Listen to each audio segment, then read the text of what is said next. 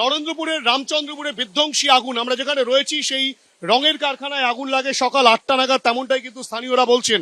এবং স্থানীয়দের এও অভিযোগ যে দীর্ঘক্ষণ দমকলকে ফোন করার পরেও দমকল সঠিক সময় না আসার দরুন সম্পূর্ণ রঙের কারখানাটা কিন্তু ভস্মীভূত হয়ে গিয়েছে।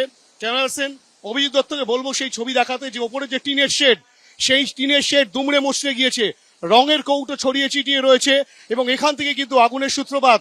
এই গোটা এলাকাটা কিন্তু সম্পূর্ণ দুমড়ে মুচড়ে গিয়েছে। এবং অপরদিকে যে ছবিটা দেখাবো, এখানে কিন্তু এখনো পর্যন্ত দমকল কর্মীরা তারা কাজ চালাচ্ছেন। দমকলের মোট 6টি ইঞ্জিন ঘটনাস্থলে রয়েছে। দমকল কর্মীরা চেষ্টা চালাচ্ছেন আগুনকে সম্পূর্ণ নিয়ন্ত্রণে নিয়ে আসার।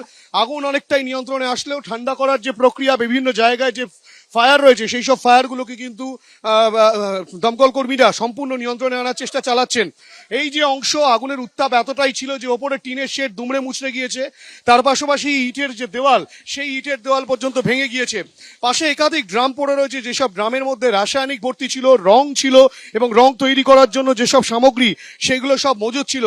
এবং তাতেই কিন্তু আগুন, এবং সেই আগুনের ভয়াবহতা এতটাই যে স্থানীয় মানুষজন ছুটে আসেন, কেননা পাশেই একটি ইংরাজি মাধ্যম স্কুল রয়েছে, সেই স্কুলে বাচ্চারা রয়েছে।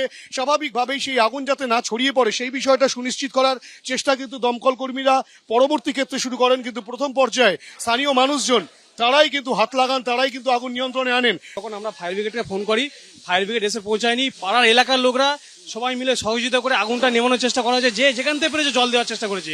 সামনে সুইমিং পুল আছে, পুকুর আছে, বালতি বালতি করে জল দেওয়ার চেষ্টা করেছে। 1 ঘন্টা পরে এসে বলছে আমাদের সাফিসিয়েন্ট জল নেই, আমরা জল নেমাতে পারছি না। ফের জল আনতে চলে গেল। মানে বুঝতে পারছেন যে গাড়িতে এসে গাড়িতে জল থাকা দরকার, তো গাড়িতে জল হাফ ছিল। সেই স্কুল বড় স্কুল, এই স্কুলটা অনেক দূর দূরান্ত থেকে বাচ্চা। এখানে যে ফায়ার এক্সটিংগুইশার বা অগ্নি নির্বাপনের জন্য যা যা সিস্টেম, সেসব সিস্টেম ইনস্টল করা রয়েছে, কিন্তু কেন কাজ করেনি বা করলেও কতটুকু করেছে সেটা কিন্তু এখনো পর্যন্ত স্পষ্ট নয়। রং কারখানার মালিক তিনি বলছেন তিনি খবর পেয়েছেন, পরবর্তী ক্ষেত্রে তিনি আসেন এবং তার কথা অনুযায়ী এখানে সমস্ত সিস্টেম ছিল। কিন্তু সিস্টেম থাকলে, যদি সিস্টেম সঠিকভাবে কাজ করতো, তাহলে সেই আগুন নিয়ন্ত্রণে আনা গেল না কেন, সেই নিয়েও কিন্তু উঠছে বড়সড় প্রশ্ন।